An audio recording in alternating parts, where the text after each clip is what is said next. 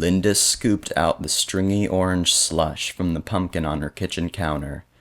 Tina, her best friend, was also hollowing out a pumpkin next to her.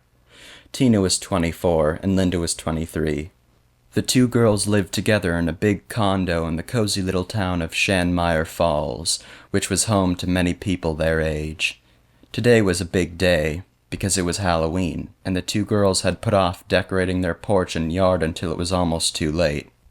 It was morning, though, so they had plenty of time to gather everything from the attic, such as styrofoam skulls, cardboard gravestones, and other decorative things. Linda had always loved Halloween, ever since she was a little girl. "You know what we should do?" Tina blurted out. "We should bake these seeds, put salt on them and everything." Linda stopped scooping. "I completely forgot about that," she laughed. "Every Halloween they baked the pumpkin seeds and ate them on Halloween night while they watched TV and gave out candy." "I saw you throwing the pumpkin guts in the trash," Tina replied with a grin. "That's why I figured I should probably remind you." "Well, make sure you smack me if I start doing it again," Linda said, "because we only have a few more pumpkins to go, and it's not like I can take the seeds back out of the trash." "Well, I've been doing my part," Tina chuckled as she pointed to a pile of seeds on a paper plate next to her pumpkin. "Wow," Linda gasped. "Thanks for making me feel even better." She laughed and grabbed another paper plate from the pantry and set it next to her pumpkin. After a minute of the two girls gutting the pumpkins and transferring the seeds to the plates, Tina once again broke the silence. "Oh yeah," she said, "I forgot to ask you. Have you heard about that dead guy in our area that they say comes out every Halloween?" "Dead guy?" Linda repeated.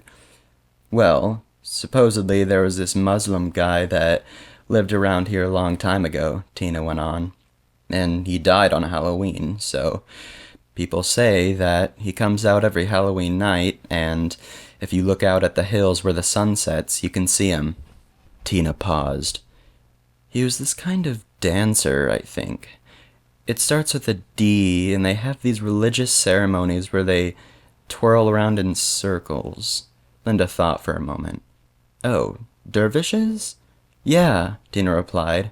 "That's it. Anyway, if you see him out on the hills at night, he's supposed to be dancing, twirling around and stuff. His wife is still alive, but she's in the hospital. She's dying of cancer. Her name is Dolores Hodgings, I think." "That's pretty creepy to think about," Linda said, "especially if it's in our area." "Well," Tina sighed, "yeah, but just one of those urban legends. I don't think it's real." Linda nodded in agreement. The two girls continued gutting the pumpkins, until all of them were hollowed out. By then, their arms were exhausted and achy. Linda walked over to the sink and began washing her hands. "Let's take a break," she said. "I can barely even hold the scooper." After she had dried her hands, Linda made her way into the living room and plopped down on the couch. She loved Halloween, but carving pumpkins always wore her out. After Linda had sat there for a few minutes, she stood up. "I think I'm going to go for a walk," she said to Tina, who had gone upstairs and was walking to her room. "I'll be back in a bit." Linda put on her flip-flops and sweatshirt as she walked out the front door. It was nice and cool outside, with a gentle breeze that rustled the leaves on the trees, scattering the ones on the ground. As she walked off the porch, down the driveway and onto the sidewalk, a crow flew by over her head, cawing as it soared off into the distance. Linda never really saw crows where she lived, but every year on Halloween, there was always just one that glided around over the neighborhood. Then, on that same night, it would always sit atop the telephone pole just a few houses down from Linda and Tina's, looking down at everyone who passed. The next morning, it would be nowhere in sight, and it would stay that way until the next Halloween. Linda began walking down the sidewalk, smiling at the three young children who giggled and chased each other around in the yard to the right of hers. She kept walking until she eventually rounded the entire block, arriving back at her driveway. Tina was already out hanging styrofoam skulls from the hooks on the porch roof. "Look at little Miss Halloween's spirit over here," Linda sneered. "Well, at least I'm getting it done," Tina responded with a laugh. Shouldn't we finish the pumpkins first? Linda inquired as she walked up the steps. I figured we could just get this started while we were taking a break from them. Good idea, Linda replied as she walked over to the pile of decorations. She jumped as their motion-activated coffin prop burst open, launching a shrieking corpse towards her. It stopped just before it reached her and reversed back into the casket. You didn't tell me you turned that on, Linda cried. Sorry, Tina chuckled. I forgot. Linda walked around to the back of the prop and switched it off.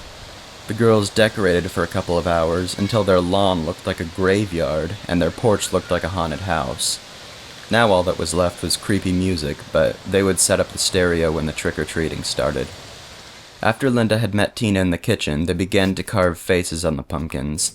They could have used the pre-made designs from the pumpkin carving kit they had, but this Halloween they had decided that they were going to use their own creativity. By the time Linda had finished carving her second pumpkin, she felt pretty warm, so she walked over to the back door. I'm gonna sit out on the porch back here for a bit, she said to Tina, just to cool off. Okay, Tina replied, I'll turn down the thermostat, I'm getting a little hot too. Linda stepped out the door onto the back porch, feeling much better as she closed it behind her. It was dusk now, and just a little bit chilly. She walked over to the built-in bench at the edge of the porch and sat down. She took a deep breath, slowly letting it out.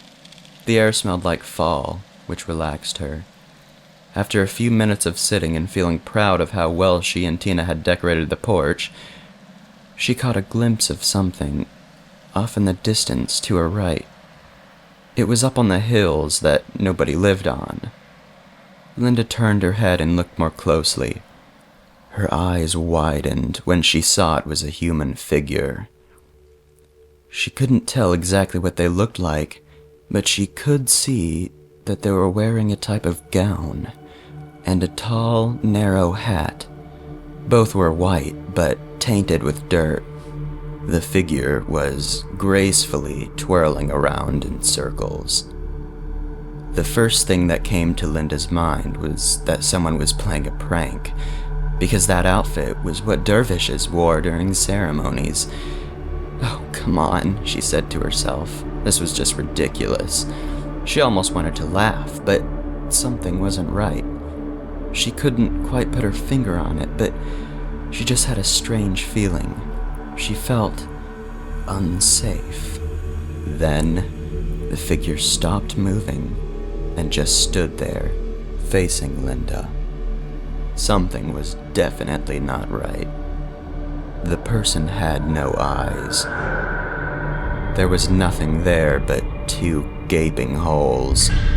At that very moment, Linda could feel that the person was staring at her. She felt as though they were staring deep into her very soul, wanting to take it. She felt the coldest chill of her life, along with terrible unease. She jumped up from the bench and rushed back inside, slamming the door behind her. Tina looked over from the kitchen. What's wrong? She said. Linda hesitated. If she told her friend, would she just laugh? Instead, Linda walked through the kitchen, through the living room, and over to the front door. Do you know what hospital that dead guy's wife is in? She called back. There was an awkward silence. Tina said. I think it was the one just over on Willow Street. Why? This is gonna sound ridiculous. Linda broke off. What is it? Tina said, sounding worried. Linda, I'm the last person who's gonna think you sound ridiculous. I saw something, Linda responded with a shake in her voice. Outside. I need to see if that story you told me about is true. I'll be back in a little while. Go ahead and finish the pumpkins without me. She walked out the door and shut it behind her. She felt bad for leaving Tina so abruptly like that, but she needed to have a word with this man's wife. As she pulled out of the grave-surrounded driveway in her car and started driving in the direction of the hospital, she realized that she didn't even know what room the lady was in. She pulled out her phone and dialed the operator as she got a pen and piece of paper ready. Can you please give me the number for Shanmeyer Hospital? She said when a man answered. There was a pause as he looked up the number. He gave it to Linda, and she wrote it down. She thanked him and hung up. She then dialed the hospital number. "Shanmeyer Health Switchboard, how can I help you?" a woman answered.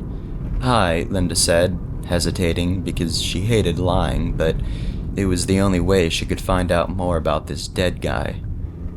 "I'm a friend of Dolores Hodgings. Could you tell me what room she's in?" "One moment," the woman replied. "I'll forward you to her floor."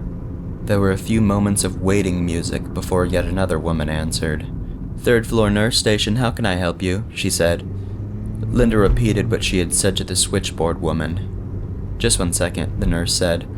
Linda's hands were slightly shaking, and she was starting to get a sick feeling in her stomach. "Dolores is in room 307, the woman said after a moment. "Okay, thanks," Linda said and hung up. Before long, she reached the hospital on Willow Road. Jumping out of her car, she hurried over to the main entrance. Inside, there were elevators to the left of the switchboard. So she walked over to the first one and pressed the up button. After the elevator had arrived, she stepped inside and pressed the button for the 3rd floor. Linda was nervous. She had no idea what to expect, and as the elevator neared closer and closer to the 3rd floor, she became more and more uneasy. Once there, she walked past the nurse station and down the hall to room 307. She slowly opened the door. She stepped inside and made her way towards the hospital bed, where a very old, sickly woman was lying with respirator tubes. Her white hair was almost completely gone, and her neck was shriveled looking. She was facing the window next to her bed, so Linda wasn't sure if she was conscious or not. She quietly walked over to the foot of the bed. "Excuse me, ma'am," she said in a voice just above a whisper.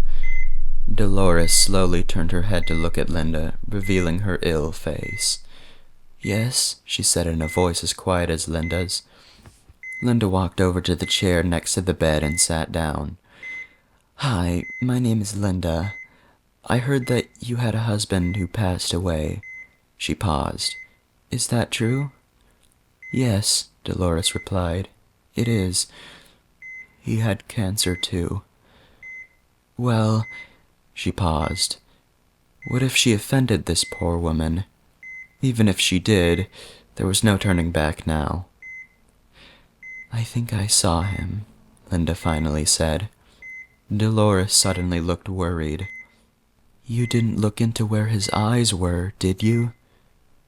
"Well," Linda said, "that's why I'm here. I did, and it made me feel something I've never felt so strong before." "Fear?" Dolores finished. "Yes," replied Linda. Dolores looked up at the ceiling with a sad expression on her face. "Many people have come to see me because of this over the years," she began. "I feel guiltier and guiltier every time. You see, dear, his name is Henry, and he kills people who look directly at him. He dances in the night because he's lonely and doesn't want to leave me. We were both what you call whirling dervishes. We're of the Mevlevi order, and we used to dance in ceremonies. When Henry got sick with cancer, my brother moved in to help me take care of him. On Halloween night, when he eventually died, there was a crow that flew in through his open window and plucked his eyes out, which is why he has no eyes. My brother shot the crow when he discovered it with one of Henry's eyes." Linda shuddered as she remembered the crow that appeared every Halloween. Dolores continued. "Henry's lonely. He's lonely because he's no longer alive, and I am. He can't see, but he can sense when someone is looking at him. Once he does, he seeks to kill them, mistaking their eye contact as mine. He kills them because he wants to have his companion again, someone to dance by his side. But of course, none of his victims were me, so he continues to search. Only a few people who have looked at him survived the night.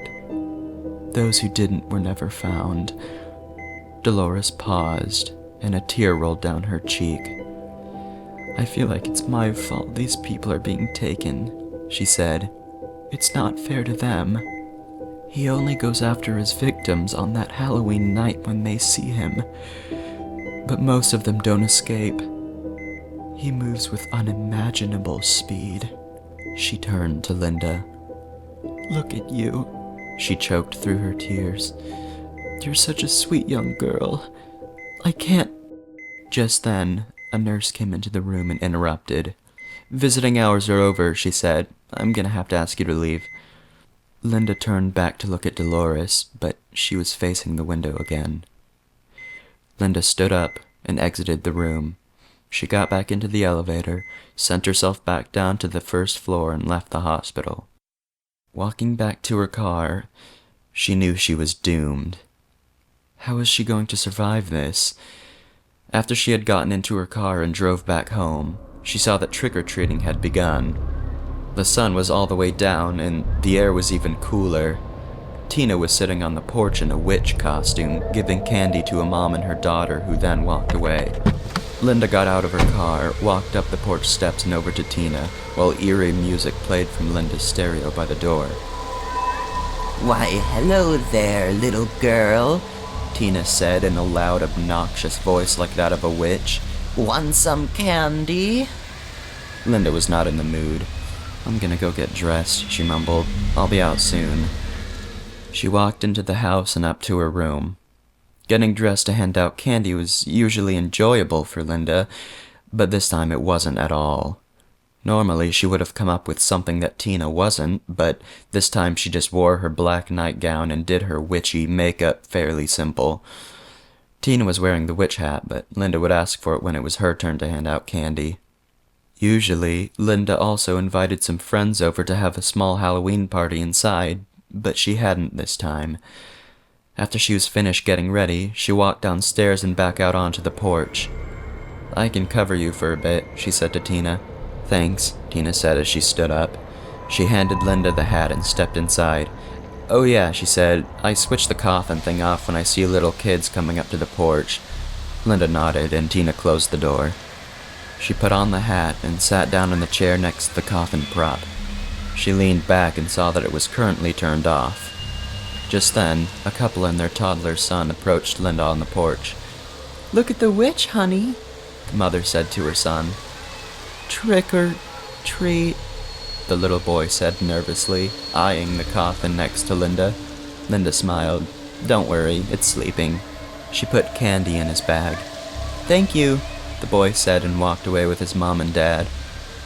Time seemed to crawl by as Linda switched the coffin on and off depending on who was coming onto the porch. After a long while, the trick-or-treating finally came to a silent end, and after a few minutes, Tina opened the door. "I'm so sorry," she said. "I've been typing up my stupid pamphlet for school and I completely forgot. Are you cold?" "No," Linda replied. "I'm fine. But I think that's all of them." "Well, come inside," Tina said, "and if anyone else comes, we'll just go to the door." Linda stood up and walked inside. She hadn't realized how cool it was outside until she was back in the warmth of the house. "Really," Tina said, "I'm sorry." "It's fine," Linda assured with a laugh. "I can still feel my fingers." Linda went upstairs, washed the makeup off her face, and changed into her pajamas. She then went back downstairs and joined Tina on the couch watching TV. After a few minutes, Linda heard the shriek of the coffin prop from outside on the porch. "Oh, great," she said. "I forgot to turn that thing off. I hope this isn't a kid." "Oh, wait," Tina said. "I forgot we don't have any more candy." "Oh, well, I'll just tell them." Linda opened the door. A tall person wearing a soiled white gown and a tall hat stood there on the porch. Their head was down, hiding their face. Linda froze. Her blood ran cold, and she instantly felt nauseous with anxiety. After a short moment, she worked up the nerve to speak. "Sorry," she said. "I'm out of candy."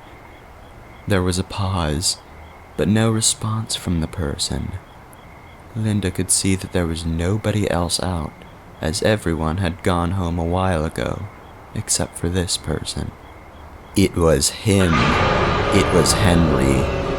Linda quickly shut and locked the door, her heart pounding. "What?" Tina called over her shoulder from the couch. Linda hesitated. "Just some weirdo," she said. She had forgotten everything about the dervish before, but now it all came back. "Well, it's getting pretty late," Tina said. "We should probably bring the decorations in." "Yeah," Linda stammered. "I'll be out to help in a minute," Tina said as she stood up from the couch. "I just need to go to the bathroom." Linda waited a few minutes. Then, with every ounce of courage she had, she opened the door just a crack, peering out. There was nobody in sight. After several hesitant moments, she stepped outside and looked around. Nobody. "This is one of those moments," she thought, "when the stupid girl in the movie does something dumb that gets her killed." She began frantically taking down the styrofoam skulls from the porch roof.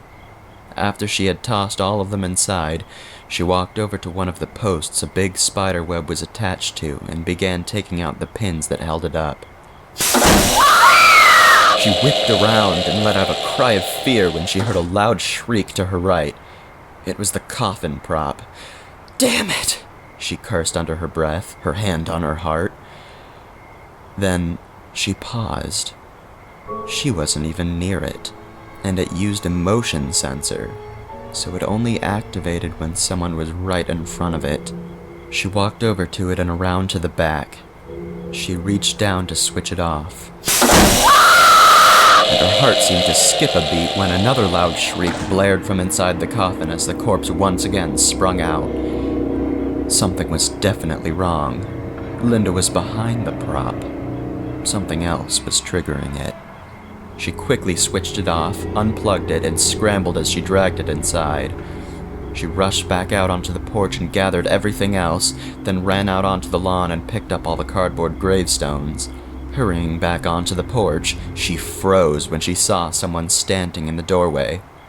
She relaxed when she saw that it was Tina. "Wow," Tina said, "you did that fast." "Yeah," Linda said as she set the gravestones down by the door. "Are you okay?" Tina asked, sounding concerned. "Yeah," Linda sighed. "Let's put all this back in the attic tomorrow," she said. "I'm pretty tired." "Yeah, me too," Tina said with a nod and closed the door behind Linda. She turned off the TV. "Have to finish this pamphlet for my work, though," she sighed. "Figures I'd wait until Halloween night." "Okay," Linda said, walking over to the stairs. "Good night, then."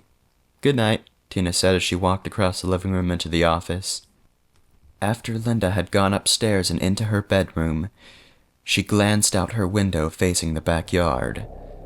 The dervish corpse was standing off in the distance on the deserted hills, watching Linda, just staring at her through her window.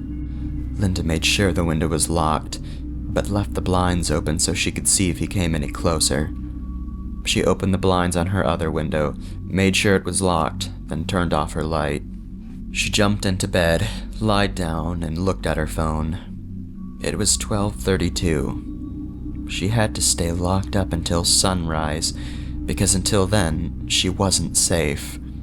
Then she wondered about Tina. She couldn't let anything happen to her either. Even though Tina probably hadn't seen Henry, she would if he came into the house, then he might try to get her too. Who knows? Linda knew she had to make sure everything was locked, and she had no other choice but to tell Tina what was happening. Just then, Linda heard the sound of something tearing, almost like fabric. Then she heard the sound of the window facing the backyard jiggling. Someone was trying to come in. The window was on the wall behind Linda, so she wanted to turn around, but she couldn't bring herself to do it. She was also on the second floor, so whoever it was would have had to get up onto the roof just below the window. It jiggled on and on for about a minute, until Linda finally whipped her head around to face it. She cried out at the sight of a rotting face with two gaping eye sockets crouching right outside the roof as two bony hands jiggled the window, trying to open it. Linda remembered that she had a sharp letter opener in her nightstand drawer behind her. With her eyes still on the intruder, she frantically opened the drawer and fumbled around for it, but she didn't feel it. Was it gone? She glanced over, frantically switching on her lamp and rummaging through the drawer. She found the letter opener and grabbed it. She turned back to face the window, her heart sinking when she saw that the window was wide open, the corpse nowhere in sight. Linda began to panic, looking around the dim room. She couldn't see Henry anywhere. She glanced behind her a second time, and out of nowhere, a cloaked figure crawled up from the floor onto her bed at lightning-fast speed that seemed impossible. And in just a fraction of a second, his fingers were already digging into her shoulders. Linda let out a terrified scream that pierced the night sky, knowing that it just might be her last. She thrashed until she broke free from Henry's grip, but in her struggle, she fell off her bed onto the floor. The letter opener flung from her hand, landing on the other side of the room. Henry crawled off the bed like a spider and grabbed hold of Linda's throat so tightly that it was now impossible for her to breathe. His hands were ice cold and felt as though they were literally draining the life out of her. Linda shoved her hands into Henry's shriveled face, pressing, trying to find something vulnerable. She couldn't target his eyes, as he had none. Linda's eyes fixed on a pair of her high heels on the floor to her right. She began reaching, stretching her arm out as she tried to squirm closer to them. At last, she grabbed one of them, and with all her strength, struck Henry in the side of the head with the heel. Henry was knocked onto the floor next to her, losing his grip on her throat. Linda scrambled over to the letter opener, coughing and gasping for air. She grabbed it and whipped around. She stabbed it at Henry so hard that it was unreal when he grabbed her wrist before it reached him.